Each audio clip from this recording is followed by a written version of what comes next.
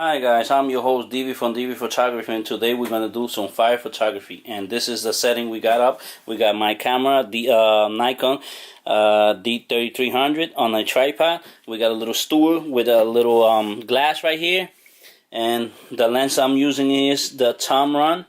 Let me see if you can see it. The Tamron right here, 28 to 75, and this is the setup.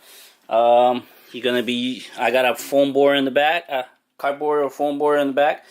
This is the light fuel we're gonna use, and we already manual focus right here, because this is where I'm gonna put the liquid. That's where I'm gonna be manual focus.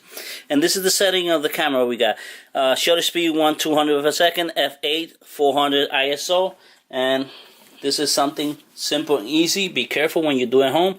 And this is where I'm going to put because I got a manual focus right there. And then I'm going to be using a lighter. And be careful, please. That's it. Good. Now we're going to show you that on the screen. Please take your time, subscribe, leave your comment. Until next time, I'm your host, DV from DV Photography. See ya.